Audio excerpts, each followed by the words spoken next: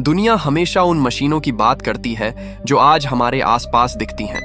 Smartphone, computer, robot. लेकिन असली कहानी शुरू हुई थी वहां से, जहां न बिजली थी, न स्क्रीन, न साइंस लैब, बस इंसानी दिमाग और कुछ ऐसे आइडिया जो अपने समय से हजारों साल आगे थे। कपड़े बुनने वाली एक साधारण सी मशीन जिसने दुनिया की पहली प्रोग्रामिंग लैंग्वेज को जन्म दे दिया। रेगिस्तान की हवा जो अचानक इंसानों के लिए अनाज पीसने लगी। एक छोटी सी धातु की गेंद जो भाप से घूमती थी और जिसकी ताकत ने इंडस्ट्रियल रेवोल्यूशन का बीज उसी दिन बो दिया था। बगदाद के महल में बजती एक फ्लूट जो खुद ब खुद धुन बदलती थी, जैसे किसी अदृश्य उस्ताद की उंगलियां उसे चला रही हों, और पानी की गिरती हर बूंद जो रात के सन्नाटे में दुनिया का पहला समय बताने वाला अलार्म बन जाती थी। ये सारी मशीनें सिर्फ पुरानी नहीं थीं, ये इंसानों की सबसे खतरनाक सुपर पावर का सबूत थीं। और आज की इस वीडियो में हम उन्हीं फॉरगॉटन मशीन्स की कहानी खोलने वाले हैं, जो न सिर्फ अपने दौर को बदलने वाली थीं, बल्कि आज की डिजिटल दुनिया की नींव बन चुकी हैं। Number 1, jacquard loom. कहते हैं दुनिया की सबसे बड़ी क्रांतियां चुपचाप जन्म लेती हैं, कभी किसी तहखाने में, कभी किसी प्रयोगशाला में, और कभी कभी ऐसी जगह जिसकी किसी ने कल्पना भी नहीं की होती। 19वीं सदी के फ्रांस में कपड़ा बुनने की मशीनों के शोर से भरी एक फैक्ट्री में एक साधारण सी लोहे लकड़ी की मशीन खड़ी थी, जिसे देखने वाला कोई भी यह नहीं समझ सकता था कि यही मशीन आगे चलकर कंप्यूटर कोड और आधुनिक तकनीक के भविष्य को जन्म देने वाली है। यह कोई चमकदार आविष्कार नहीं था, न ही इसमें कोई कांच की स्क्रीन थी, लेकिन इसमें एक ऐसी चीज थी जो उस दौर की किसी भी मशीन के पास नहीं थी। यह इंसान द्वारा दिए गए निर्देश पढ़ सकती थी। यह मशीन पैटर्न्स को समझती थी और उन पैटर्न्स के आधार पर खुद को ऑपरेट भी करती थी, जैसे कोई अदृश्य हाथ इसे बता रहा हो कि धागा कहाँ उठेगा, कहाँ गिरेगा और कपड़े पर कौन सा डिजाइन उभर कर आएगा। यही थी जैक्वार्ड लूम, दुनिया की पहली प्रोग्राम्ड मशीन, बिना बिजली, बिना प्रोसेसर, फिर भी इंस्ट्रक्शंस को पढ़कर आउटपुट देने वाली। जैक्वार्ड के पंच कार्ड्स उस समय सिर्फ कपड़े पर डिजाइन बनाने का तरीका था, लेकिन असल में वे कोडिंग की पहली भाषा थे। वही भाषा जिसने आगे जाकर शुरुआती कंप्यूटर्स को शेप दिया, वही भाषा जिसने डेटा स्टोरेज, प्रोग्रामिंग, एल्गोरिदम्स, इन सब की बुनियाद तैयार की। जैक्वार्ड लूम सिर्फ एक कपड़ा बुनने वाली मशीन नहीं थी, यह वह क्षण था जब इंसान ने पहली बार सोचने वाली मशीन का बीज बोया था। मशीनें पहली बार इंसान से आदेश ले रही थीं और मान भी रही थीं। यह शुरुआत थी उस डिजिटल दुनिया की जिसमें हम आज जीते हैं, एक ऐसी दुनिया जिसकी जड़ें धागों, लकड़ी और छोटे छोटे छेद वाले पंच कार्ड से शुरू हुई थी। Number 2, ancient Persian wind powered machine. सुनसान रेगिस्तान में चलती हवा का एक अजीब सा स्वभाव होता है, कभी धीमी, कभी उग्र, लेकिन हमेशा अपनी ही लय में बहती हुई। प्राचीन फारस की पहाड़ियों के बीच इसी हवा के साथ एक ऐसी मशीन खड़ी थी जो किसी देवता की मूर्ति नहीं, बल्कि इंसानी दिमाग की सबसे पुरानी इंजीनियरिंग जीतों में से एक थी। लकड़ी की लंबी बाहें, गोलाकार घूमता ढांचा और उसके पीछे सदियों पुरानी समझ। यह था दुनिया का पहला एंशिएंट पर्शियन विंड मिल, एक ऐसी मशीन जिसने हवा को काम करने पर मजबूर कर दिया था। ये हवा से चलने वाली मशीनें देखने में जितनी साधारण लगती थीं, असल में उतनी ही जटिल थी। जब रेगिस्तान की हवा इन बड़े बड़े पंखों से टकराती तो वे धीरे धीरे घूमने लगते। हर घुमाव के साथ अंदर छिपे विशाल लकड़ी के चक्के भी घूमते और उन्हीं चक्कों के बीच गेहूं, जौ या अनाज पिसते जाते। यह एक ऐसी तकनीक थी जिसने ऊर्जा को समझने का पहला सबक दिया कि ताकत हमेशा आग या पशुओं से नहीं आती, कभी कभी हवा की अदृश्य उंगलियों से भी आती है। यूरोप के आधुनिक विंड मिल्स तो कैमरों में खूब दिखाई देते हैं, पर असली कहानी इन प्राचीन फारसी संरचनाओं से शुरू हुई थी। इनका ढांचा अलग था, ऊपर नहीं बल्कि पूरी इमारत हवा को पकड़ती थी। दीवारों में बने संकरे वेंट्स हवा को एक दिशा में मोड़ते और उस दिशा में आती तेज हवा से पंखे पूरे जोश से घूम उठते। यह डिजाइन इतना प्रभावी था कि कमजोर हवा भी इसे चलाने के लिए काफी होती थी। उस समय के लोगों के लिए यह मशीन किसी चमत्कार से कम नहीं थी, न इंसान, न जानवर, न आग, बस प्रकृति की सबसे हल्की ताकत, हवा और उससे चलता हुआ पूरा अनाज उत्पादन। फारसी साम्राज्य के गांवों में यह मशीनें जीवन का हिस्सा बन गईं और धीरे धीरे इन्हीं से प्रेरणा लेकर दुनिया ने अपने आधुनिक विंड मिल्स बनाए। आज जब हम एक यूरोपीय कंट्रीसाइड के विंड मिल को घूमते हुए देखते हैं तो शायद अंदाजा भी नहीं लगा पाते कि इसकी जड़ें हजारों साल पहले उस रेगिस्तान में थीं, जहां इंसान ने पहली बार हवा को हार्नेस करके अपने लिए भोजन तैयार करने वाली मशीन बना दी थी। हवा तो पहले भी बहती थी, लेकिन पहली बार उसने इंसान के आदेश पर काम किया। नंबर 3, दी एओली पाइले। साल था लगभग 10 AD का। अलेक्जेंड्रिया के एक भव्य मंदिर में, जहां धूप की मीठी खुशबू हवा में तैरती थी और संगमरमर की दीवारों पर सूरज की किरणें सुनहरी लपटें बनाती थीं, वहां एक कोने में एक अजीब सी धातु की गेंद रखी थी। साधारण दिखने वाली इस गेंद में कुछ ऐसा था जिसे पहली बार देखने वाले लोग समझ ही नहीं पाते थे, लेकिन जैसे ही पुजारी इसे आग पर रखते कुछ अनोखा होता। गेंद धीरे धीरे गर्म होने लगती, उसके अंदर भाप जमा होने लगती और अचानक वह हवा में घूमने लगती थी। लोग मंत्रमुग्ध होकर देखते, मानो किसी देवता की शक्ति मशीन के भीतर जाग उठी हो। पर यह कोई चमत्कार नहीं था, यह था एओलिपली, दुनिया की पहली स्टीम पावर्ड मशीन, जिसे बनाया था हीरो ऑफ अलेक्जेंड्रिया नाम के एक ऐसे जीनियस ने जो अपने समय से सदियों आगे सोचता था।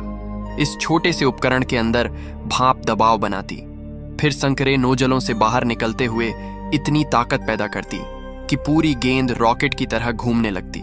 आज हम इसे एक खेलने वाली वस्तु की तरह देखते हैं, लेकिन उस समय किसी ने कल्पना भी नहीं की थी कि यह वही तकनीक है जो आगे चलकर पूरी इंसानी सभ्यता को बदल देगी।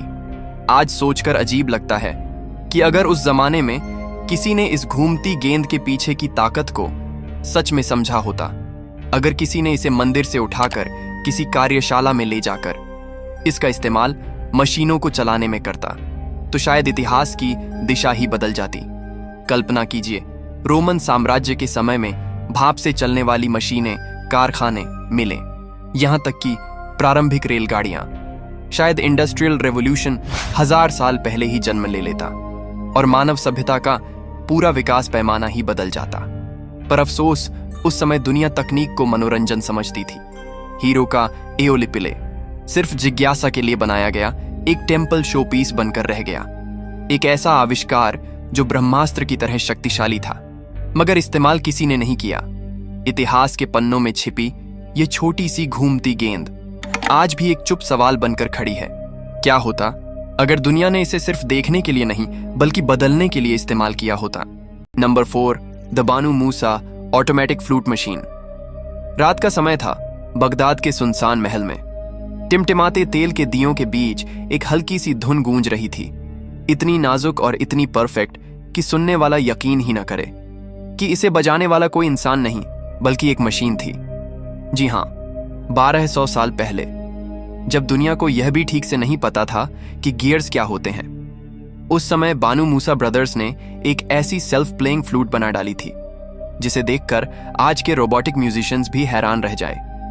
यह कोई साधारण वाद्य यंत्र नहीं था, इसकी आत्मा थी पानी धीरे धीरे बहता हुआ, मगर इतनी सटीकता से नियंत्रित कि वह पाइप्स के अंदर दबाव बनाता और उसी दबाव से हवा फ्लूट के छेदों तक पहुंचती। अंदर छिपे छोटे छोटे गियर्स, नाजुक वाल्व्स और जटिल एयर चैनल्स मिलकर इस तरह तालमेल बिठाते थे कि फ्लूट बिल्कुल इंसान की उंगलियों जैसा स्वर बदलती जाती, कभी ऊंचा स्वर, कभी नीचा और कभी तेज रफ्तार वाली धुन, जैसे किसी माहिर संगीतकार ने अचानक गति बदल दी हो। और सबसे दिलचस्प बात यह थी कि इसकी धुनें पहले से तय की जा सकती थीं। गियर्स का सेट बदलो, धुन भी बदल जाएगी। ये 9वीं सदी की एक एंशिएंट म्यूजिक प्रोग्रामिंग मशीन थी, एक ऐसा मैकेनिकल म्यूजिशियन जो बिना थके, बिना रुके, एकदम परफेक्ट टाइमिंग के साथ फ्लूट बजाता रहता था।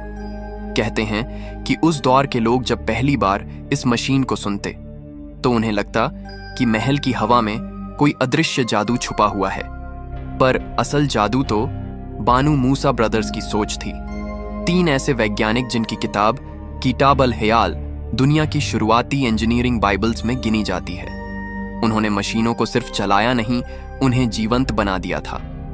आज जब हम रोबोट्स को संगीत बजाते देखते हैं या सॉफ्टवेयर से डिजिटल मेलोडीज बनाते हैं, तो पता भी नहीं चलता कि इसकी जड़ें उस पुराने बगदाद के कमरे में थीं, जहां एक फ्लूट अपने आप सांस लेती थी और दुनिया को बताती थी कि इंसान की क्रिएटिविटी समय से कहीं ज्यादा आगे सोच सकती है।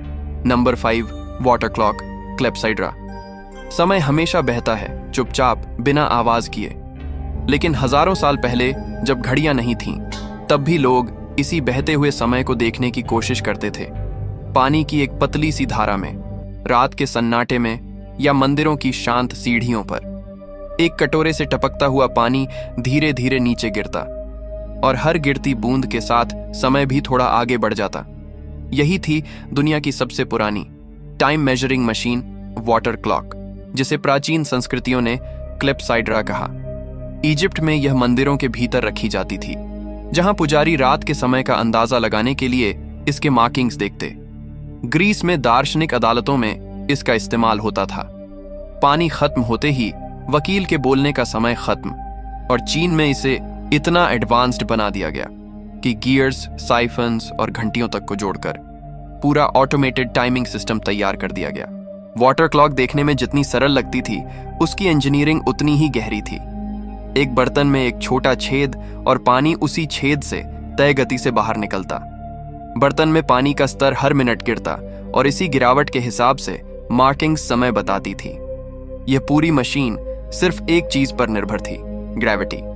न धातु के स्प्रिंग्स, न गियर्स के नेटवर्क्स, बस गिरता हुआ पानी और प्राकृतिक बल।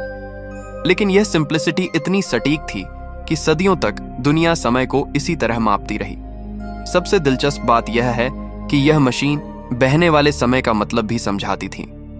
पानी कभी वापस ऊपर नहीं आता और ठीक उसी तरह समय भी कभी पीछे नहीं लौटता।